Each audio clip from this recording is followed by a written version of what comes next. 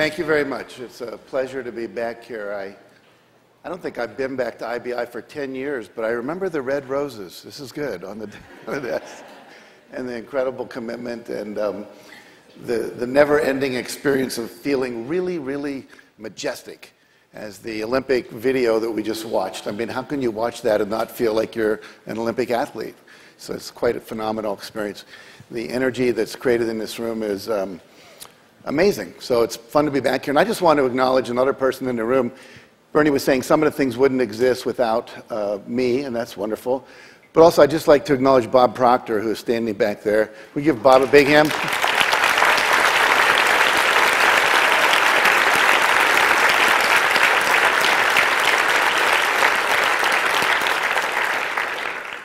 Because before IBI, there was something called the $1 Million Forum that Bernie and myself and Mark Victor Hansen and Val Vanderwall, a number of other people all participated in, and that's what brought us together. And out of that soil, this room was born. So I just think it's fun. We can go back, who begat whom, all the way back to probably biblical times. I'm going to start with some cartoons here.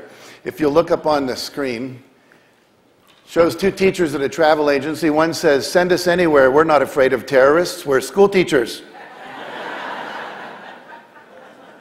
Here's a parent coming in the room. Teacher says, "Mrs. Hammond, I'd recognize you anywhere from little Billy's portrait of you."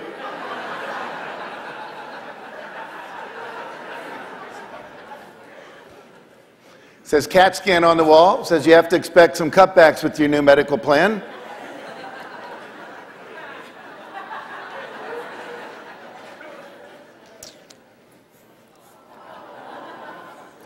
He says, "Honey, please calm down and let me explain."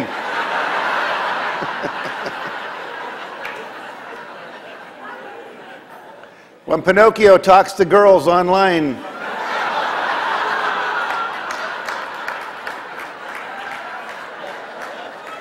Here's a dog about to go off in a car with his owner to see the veterinarian. He says, "Ha ha, Biff, guess what?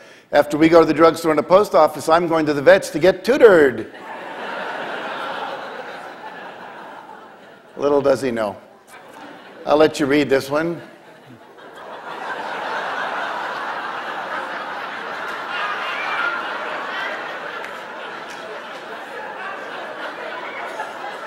Says, according to your latest figures, if you retired today, you could live very, very comfortably until about 2 p.m. tomorrow.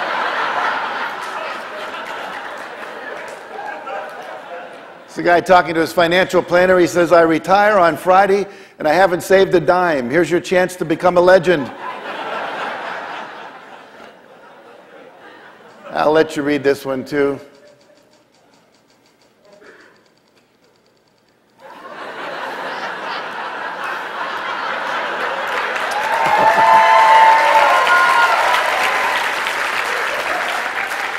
She says, "I'm going to order a broiled skinless chicken breast, but I want you to bring me lasagna and garlic bread by mistake."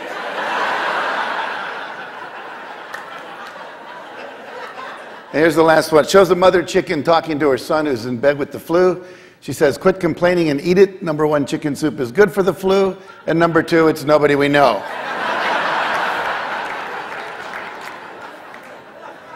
By show of hands, how many of you have read A Chicken Soup for the Soul book? Can I see? Look around the room. Isn't that just amazing? I was over in Oman, a little country on the edge of Saudi Arabia, and I was speaking to 650 CEOs of corporations and kind of department level heads like Secretary of State of the government. And I asked that same question. I expected maybe 9 hands to go up. Almost 600 hands went up. They'd read it in Arabic. First book was rejected by 144 people. 144 publishers said no. Nobody reads short stories. They're stupid. They're corny. There's no sex. There's no violence. There's no edge. It's not going to work. And it took us 18 months, Mark and I, going from publisher to publisher to publisher to publisher to publisher to publisher to publisher to get a yes. And we finally got a yes, and that publisher said, "We think we'll sell 20,000 copies." We said, "That's not our vision." He said, "What's your vision?" We said, "Our vision is to sell 1.5 million in a year and a half and 150,000 by Christmas." Book came out in July. Now, have you ever shared your dream with somebody and had them laugh out loud at you? He laughed out loud. And then he said, he said, "There's no way. There's no way." He said, "You guys are crazy." And we said, "No, we're entrepreneurs. We're people with a vision. You guys are printers. You're all literary majors. We're business people. We know what's out there. We've been telling these stories for years, getting standing ovations, and we stuck with it. And we did something called the Rule of Five, which is every single day, from the day that book came out, we took 5 action steps, 5 specific steps every single day for 18 months. And it was 14 months later, that that book hit the first bestseller list, September of '94. It came out in July of '93. Everyone said, see, it's not going to be a bestseller. A year had gone by, hadn't made it. Number 15, Washington Post. Next week, number 14, 13, 12, 10, 7, Fee, 1, New York Times. Made it to number 1, stayed on there for 3.5 years. At one point, we had number 1, Chicken Soup for the Soul. Number 2 in the New York Times was a second helping of Chicken Soup for the Soul. I have a Guinness Book of World Records with Mark. We had 7 chicken soup books on the New York Times list on the same day. Now here's the deal. I'm not telling that to you to impress you, but to impress upon you, never, ever give up on your dreams. Never. Bernie's been dreaming about getting this stuff into schools for years, working his butt off, and now it's happening. What if he'd have given up after 5 years and said, well, 5 years, I've given it my best shot? It wouldn't happen. If we'd given up after 100 publishers said no, I wouldn't be standing here today. You'd never heard of me. I wouldn't be living in a $6 million home.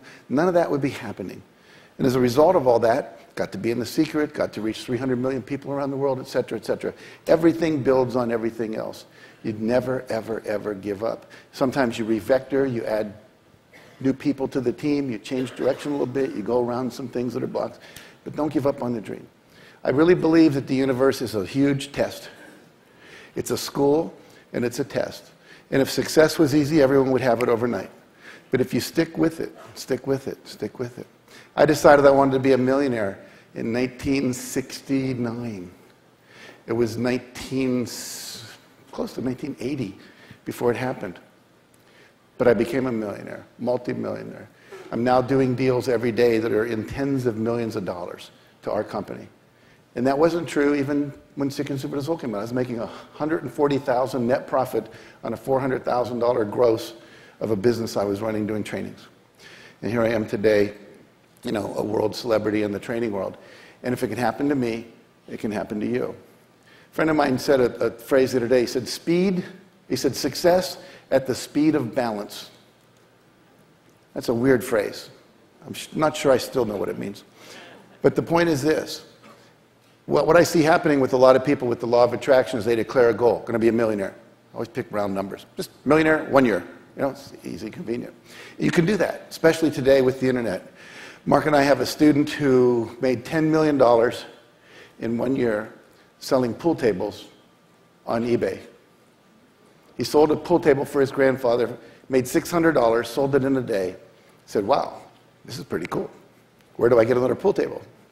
And he started finding them wherever he could. People had pool tables that just had clothes stacked up on them in their garages they weren't using. And eventually, he said, I'm going to import pool tables. And he started importing them from China.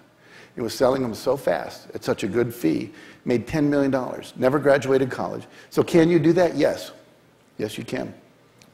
Another friend of mine, Chad Progracki, who I met when we were both getting honorary doctorates out at St. Ambrose University in Davenport, Iowa, is a kid, never graduated from college. He's a high school graduate, blue-collar worker, decided he wanted to clean up the Mississippi River. Not the chemicals, but the crap that people throw in, like, you know, beer cans and coolers and oil drums and refrigerators and even cars they've pulled out of that river. And he said, I'm going to clean it up. And he went out there and he started. He had a boat, 18-foot boat, and he just wanted all the trash. He didn't want to see the trash from his house, which was on the river. And he started cleaning it up. And eventually they hit a problem. There was a refrigerator, and they couldn't lift it up into their little boat, just an outboard motorboat. And so they said, we need a barge, and we need a crane. We don't have any money. We're kids that, you know, graduate high school. What do we know? So we need to go find some money. He said, who has money? Corporations have money. He says, cool, let's call a corporation.